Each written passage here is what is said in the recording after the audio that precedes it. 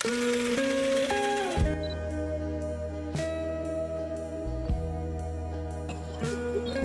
sejahtera kepada Cik Ayu dan rakan-rakan sekalian. Nama saya Katrina Natasha dan pada hari ini saya akan membentangkan tentang sebuah jurnal yang telah saya pilih, iaitu tinjauan penerapan konsep etika dan peradaban dalam PDP secara atas talian.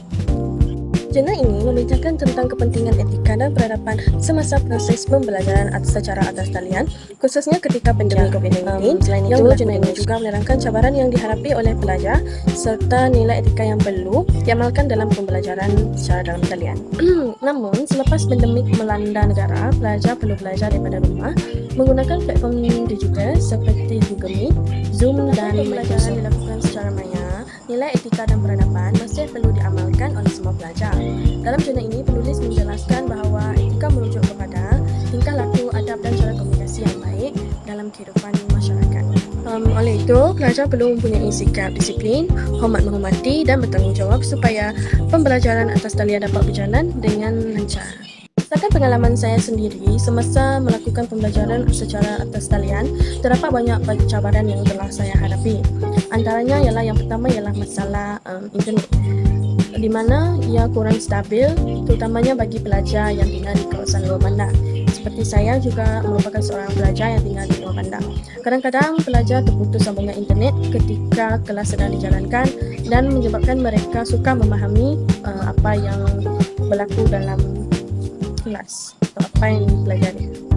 Selain itu, suasana di rumah juga menyebabkan pelajar mudah hilang fokus kerana ada pelajar yang membuka telefon untuk media sosial semasa kelas dan ada juga yang tidur ketika pensyarah sedang mengajar atau tidak membuka kamera ketika sesi pembelajaran dilaksanakan juga.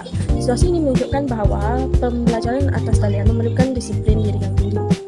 Berdasarkan situasi tersebut, saya dapat mengaitkannya dengan nilai etika dan peradaban yang dipelajari dalam subjek ini. Bagi nilai yang pertama ialah hormat menghormati. Walaupun kelas dilakukan secara online, pelajar tetap perlu menghormati pensyarah dengan memberi perhatian semasa kelas dan juga menggunakan bahasa yang sopan dan hadir. Kedua ialah disiplin diri.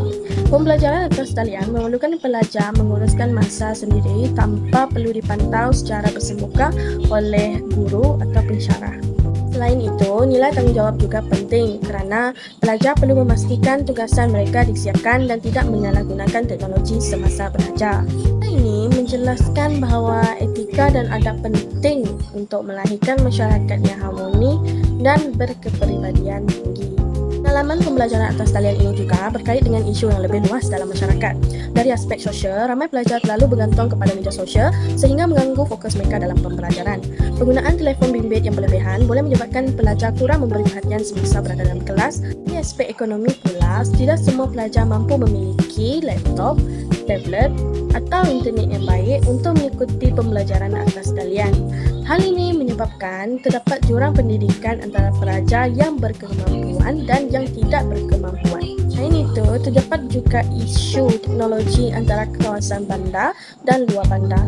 Pelajar di kawasan luar bandar sering menghadapi masalah pencapaian internet yang lemah.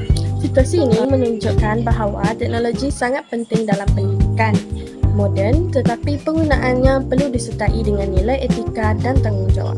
Pembelajaran atas talian memberikan kesan positif dan juga kesan negatif kepada individu serta masyarakat. Antara kesan positif ialah pelajar menjadi lebih mahir menggunakan teknologi dan platform digital. Selain itu, pembelajaran online juga memberi fleksibiliti kepada pelajar untuk belajar di mana-mana sahaja. Namun begitu, terdapat juga kesan negatif seperti tekanan mental, kurang fokus dan kurang interaksi sosial antara pelajar dan guru. Jika etika tidak diamalkan dalam pembelajaran atas talian, yang boleh menyebabkan sikap malas, tidak bertanggungjawab dan kurang hormat terhadap guru. Dalam jangka masa panjang, perkara ini boleh memberi kesan kepada pembentukan sasiah generasi muda. Cara cadangan untuk memperbaiki situasi ini ialah pelajar perlu meningkatkan disiplin diri semasa belajar secara dalam talian. Pelajar juga perlu menggunakan teknologi dengan lebih beretika seperti tidak bermain media sosial ketika kelas berlangsung dan tidak menggunakan bahasa yang sopan semasa berkomunikasi. Selain itu, perlu bekerjasama bagi memastikan pembelajaran atas talian berjalan dengan lebih berkesan dan beretika. Selepas membaca jurnal ini, Saya sedar bahawa etika sangat penting walaupun pembelajaran dilakukan secara atas talian.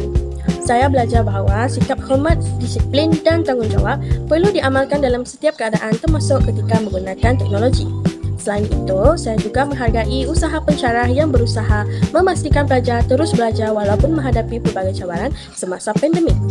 Jurnal ini memberi kesedaran kepada saya bahawa teknologi boleh memberi manfaat jika digunakan dengan cara yang betul dan bertanggungjawab.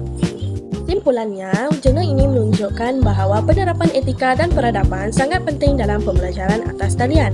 Walaupun teknologi membantu proses pendidikan berjalan dengan lancar, namun semasa pandemik, nilai seperti hormat, disiplin dan tanggungjawab perlu tetap diamalkan oleh setiap pelajar. Semua pihak termasuk pelajar, pensyarah, guru dan sekian sahaja pembentangan daripada saya. Terima kasih.